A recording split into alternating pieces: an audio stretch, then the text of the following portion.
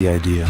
Prophecy in numerous parts of the Bible refer to a coming day when portals will be opened and spiritual entities are going to pass through and come to the earth. There is something more supernatural on the drawing board at CERN than what is being admitted. Even Adam Barker of Tech Bubble wrote of CERN a while back that with the LHC, CERN are expecting to find other dimensions and open portals to these dimensions. If you have the image of Stargate in your head right now, you're spot on. That's what he said.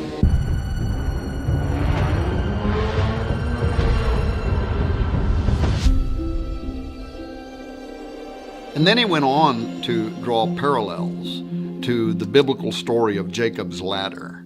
Perhaps you remember the dream. It says, "Behold, there was a ladder set up on the earth, and the top of it reached to heaven. And behold, the angels of God were ascending and descending on it." Then Jacob wakes up from his sleep and he says, "Surely the Lord is in this place, and I did not know it." And he was afraid.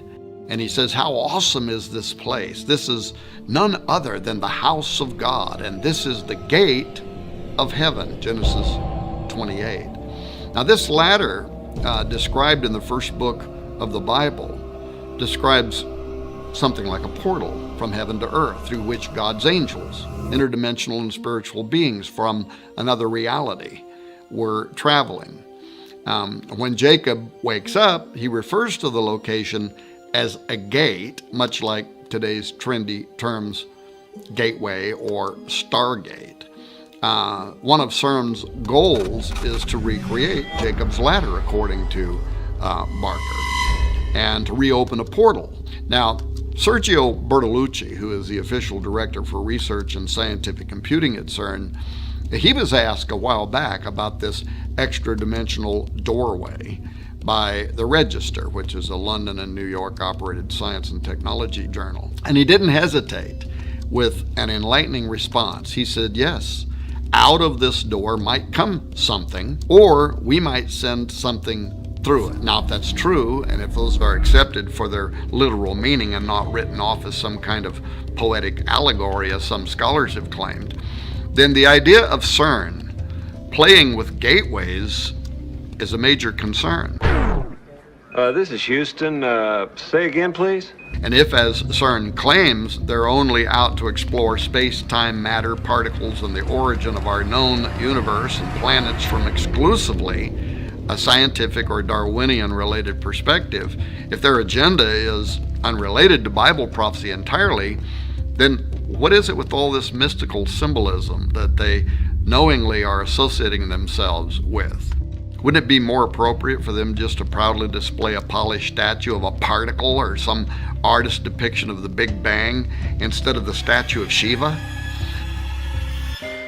For those who have not yet heard about this controversial piece of art that CERN proudly exhibits between buildings 39 and 40 near the main building of their operation, it stands as really the most visible and celebrated imagery behind their work, Shiva. This is the Hindu god of destruction.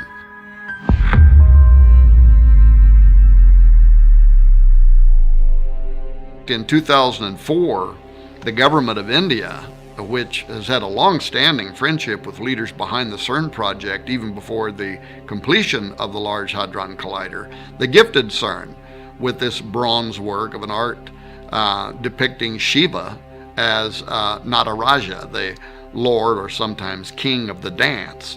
This dance that Shiva performs in the sculpture is the one that provides the source of the creation cycle in Hindu mythology, the preservation of all life in existence and the termination of all life in existence.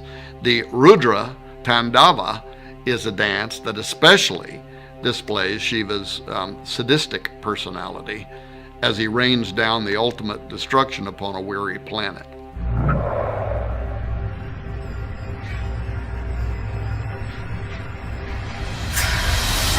The plaque at the side beside the statue, however, reads in part, "Hundreds of years ago, Indian artists created visual images of dancing Shivas in a beautiful series of bronzes. In our time, physicists have used the most advanced technology to portray the patterns of the cosmic dance. The metaphor of the cosmic dance thus unifies ancient mythology, religious art, and modern physics. So right there out in the open for all to see is a direct correlation between the Hindu perception of Shiva hundreds of years ago, which is the concept of destroyer that I explained a moment ago, and our time, unifying, quote, ancient mythology, religious art, and modern physics. Something is going on. You think everything's a conspiracy? Everything is.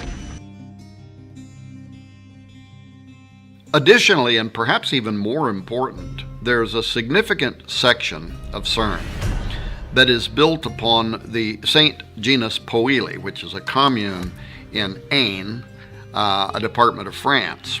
In Roman times, the Saint Genus Poili was called Apaliacum, but the town and a temple were dedicated there in ancient times to Apollyon, the destroyer, the Shiva Horus, if you will. Apollyon is also the angel of the bottomless pit, referred to in Revelation 9:11. And then there is a connection between Cern and the Gothard Base Tunnel, the GBT, which is the world's deepest and longest tunnel system, consisting of 2 parallel passages, each moving in a single direction on a single track. The GBT passes directly beneath St. Gothard's Pass, a strategic north-south corridor that connects northern and southern Switzerland. The connection to the Large Hadron Collider has to be made primarily because of the bizarre opening ceremony that was live streamed to the entire world on June 1, 2016, that included this highly occult, demonic dance with characterization, beginning with a call to unite the religions of the world by conducting an interfaith blessing of the tunnel beside a statue of St. Barbara, the patron saint of miners. Following the blessing at the statue of St. Barbara, the press, along with visiting dignitaries, also paid tribute to the 9 miners who had lost their lives during construction of the tunnel. Bodillo's southern portal provided the visiting dignitaries a disturbing parade, really, of miners, erotic dancers, zombies, fallen angels, all of whom were obeying the call of what they called the shepherd, whose yodels invoked the appearance of the event's infernal master of ceremonies, a goat man, portrayed by a young and energetic dancing male. This creature is shown with a Baphomet headdress, a goat demon's head, if you will, and a goat body costume with a hairy pelt, and then it had a formal tuxedo over the top. The imagery was heavily evocative of the German and Bavarian Christmas demon known as Krampus. Now, according to tradition, Krampus accompanies St. Nicholas on his midwinter rounds with the intent to steal boys and girls, putting them into a basket carried on his back, or he may decide to beat them with branches for being naughty. Maurice Bruce published a book on pre-Christian Alpine traditions in 1958, and he had this to say about the half-goat, half-demon entity. There seems to be little doubt as to the true identity, for in no other form is the full regalia of the horn god of the witches so well preserved. The birch, apart from its phallic significance, may have a connection with the initiation rites of certain witch covens, rites which entailed binding and scourging as a form of mock death. The chains could have been introduced in a Christian attempt to bind the devil, but again, they could be a remnant of pagan initiation rites.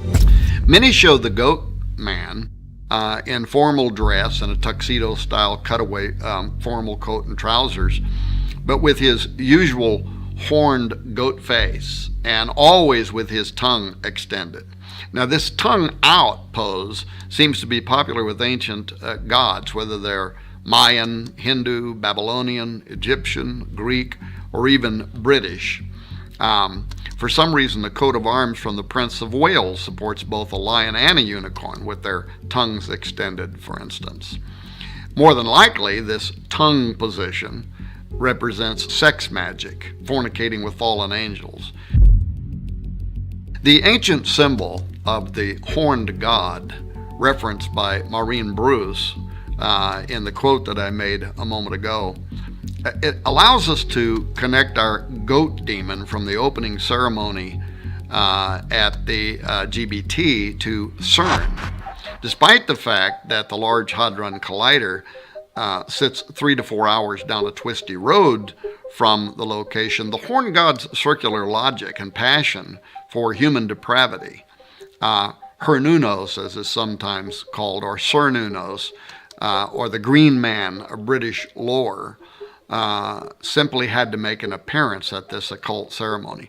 Josh Peck and I and many other researchers have written extensively regarding the in-game plans for tunneling beneath the earth and smashing atoms to smithereens as nothing more than a thinly veiled attempt to open portals.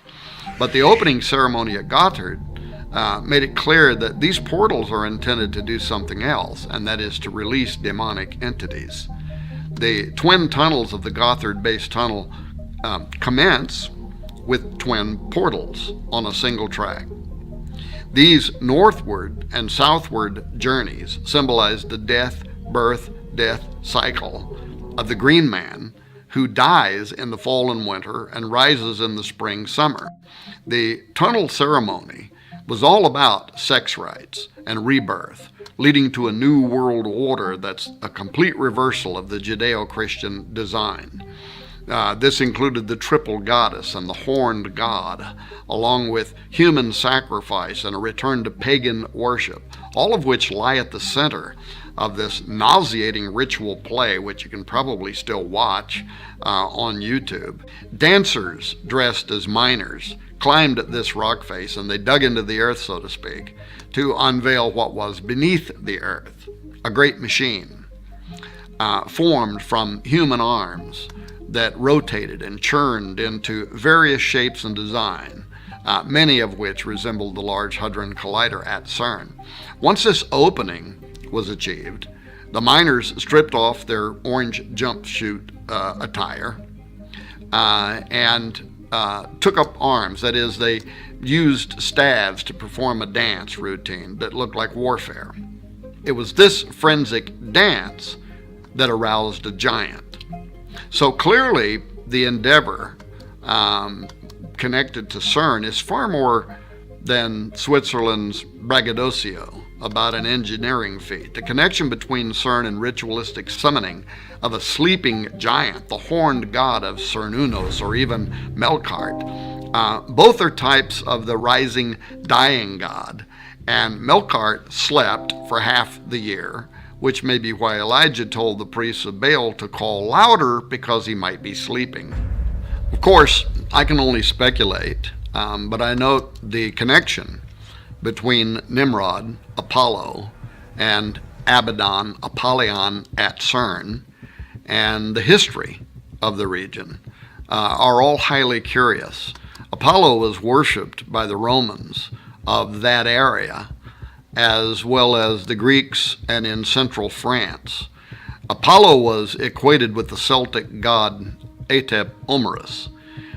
These two characters were combined to create Apollo Atep Omerus, which can be translated as great horseman or possessing a great horse. In the Celtic belief, horses were closely related to the sun. The interesting thing to note is the connection between this idea of Apollo being associated with horses in France, where part of the LHC and CERN resides, and what the book of Revelation states about Abaddon, where it says, "And the shapes of the locusts were like unto horses prepared unto battle, and on their heads were as it were crowns like gold, and their faces were as the faces of men, and they had a king over them, which is the angel of the bottomless pit, whose name in the Hebrew tongue is Abaddon, but in the Greek tongue hath his name Apollyon. End quote. I also note that Revelation chapter 9, after describing how these devil worshippers will be judged during the Great Tribulation period, it ends in verse 21 saying, "Neither repented they of their murders, nor of their sorceries," which is the Greek pharmakia, "nor of their fornication, nor of their thefts." Now, pharmakia is the word that describes the ancient occultic effort to use mind-expanding drugs during rituals in order to open a doorway for making contact with unseen supernatural entities. So, given these descriptions, is it possible that Cern will have something to do with the opening of the bottomless pit described in Revelation 9?